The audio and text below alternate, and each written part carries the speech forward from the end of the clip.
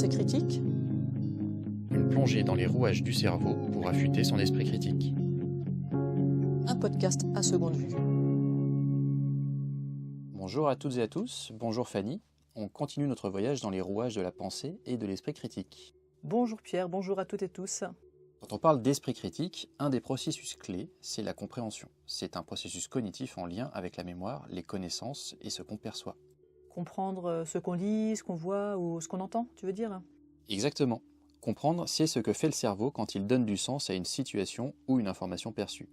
Il fait des liens, il évalue, il trie, parfois consciemment, parfois automatiquement. Et ça, c'est déjà un acte de raisonnement. T'as un exemple concret? Oui, imagine. Février au supermarché, tu vois des mangues, des melons, des tomates. Tu te demandes, est-ce que c'est une bonne idée d'en acheter? Est-ce que c'est de saison? Est-ce écologique? Tu réfléchis, tu hésites et tu décides. Donc j'ai déjà lancé un processus de compréhension. Oui, tu as mobilisé des souvenirs, des connaissances sur l'alimentation, sur les saisons, sur l'environnement. Tu as construit une représentation mentale de la situation qui te permet d'aboutir à un jugement, une estimation, une prise de décision, une action, etc. Et tout ça se fait en une fraction de seconde. Pas toujours. La compréhension peut être plus ou moins rationnelle, contrôlée ou automatique, fortement guidée ou au contraire évasive et créative. Ça dépend du contexte, des buts définis, des motivations personnelles ou même simplement de la capacité à se concentrer. Et donc ça peut être lent quand il s'agit d'avoir une compréhension profonde d'un sujet complexe ou pour imaginer et créer. Mais le plus souvent rapide. Oui, pour la plupart des situations de la vie courante, pour un gage d'efficacité, on fonctionne en mode rapide. C'est là qu'entrent en jeu les heuristiques, c'est ça? Oui, les heuristiques, c'est-à-dire des règles simples qu'on a apprises avec l'expérience. Ce sont des raccourcis mentaux qui permettent de prendre une décision sans tout analyser. Tu peux donner un exemple? Bien sûr, tu dois aller à une adresse inconnue. Tu ne connais pas bien le quartier, mais tu y es déjà passé. Tu te dis, je vais prendre cette grande avenue, c'est plus direct. Tu n'as pas vérifié tous les itinéraires possibles, mais ça te semble logique. Donc je choisis vite, sans tout comparer, et ça marche bien. Ça marche bien dans beaucoup de cas. Les heuristiques sont en général peu conscientes et se présentent souvent comme des règles de bon sens. Elles sont bien pratiques, elles nous font gagner du temps, mais elles sont approximatives. Elles reposent sur des indices partiels, pas sur une analyse complète. Et si l'information dont on dispose est en plus incomplète ou erronée, on va pouvoir se tromper. Exactement. Par exemple, si tu crois qu'il y aura une place libre devant ton immeuble, mais qu'il y a des travaux. L'heuristique était logique, mais basé sur un souvenir trop ancien. Souvenir. On en revient donc à l'importance de la mémoire. Tout à fait. Souvenir, mais aussi connaissance et donc expertise. Parfois, on croit qu'on a bien compris un sujet, alors qu'en fait, On n'a rien compris. peut-être pas rien, mais pas autant qu'on pensait.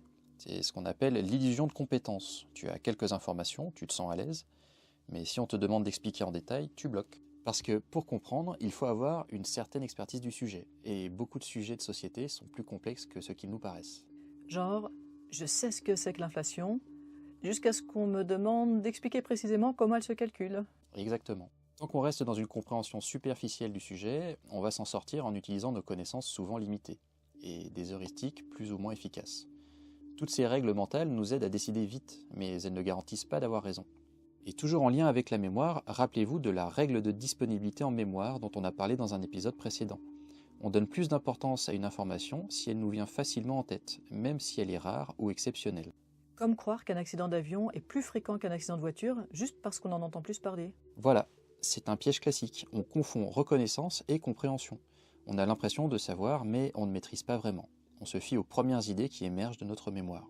Et ça peut poser problème si on prend des décisions trop vite sans creuser davantage. Oui, d'où l'importance de ralentir, de douter, de chercher à valider ce qu'on croit savoir. Sinon, notre cerveau prend des raccourcis, parfois utiles, parfois trompeurs. Ce sont les biais cognitifs, les imperfections de nos heuristiques. Bon Pierre, est-ce que ce serait pas le moment d'une petite expérience? Eh bien, ok. Un petit exercice simple. Prête ? Prête? Je te propose un exercice de calcul mental. Tu ne notes rien, tu le fais dans ta tête et je propose aux auditeurs et auditrices d'essayer aussi de faire l'exercice. On y va ? On y va. Allez. 1000 plus 40 plus 1000 plus 40 plus 1000 plus 10 plus 1000 plus 10. Tu as combien ? 5000. Ah non, c'est 4100. On vérifie ? 1000 plus 40, 1040, plus 1000, 2040, plus 40, 2080, plus 1000, 3080, plus 10, 3090, plus 1000, 4090, et plus 10, 4100. Ah ouais, j'ai clairement simplifié dans ma tête. Ton cerveau a classé les nombres, les milliers d'un côté, les dizaines de l'autre, et il a oublié les centaines. C'est un biais de catégorisation. On en reparlera dans un prochain épisode. Donc même dans un calcul simple, notre compréhension peut déformer la réalité. Oui, et c'est pour ça que l'esprit critique commence par là. Savoir que comprendre, ce n'est jamais passif. C'est une construction qui repose sur nos perceptions, notre mémoire, notre histoire, nos attentes, nos valeurs. Et parfois, cette construction est bancale. Alors soit on agit vite et on accepte le risque, soit on prend le temps de mieux comprendre. C'est exactement ça. À nous de choisir quand il faut raisonner à première vue et quand il vaut mieux réfléchir à seconde vue. Retrouvez en description les sources utilisées pour cet épisode. Pensée critique est un podcast de l'association de médiation scientifique à seconde vue.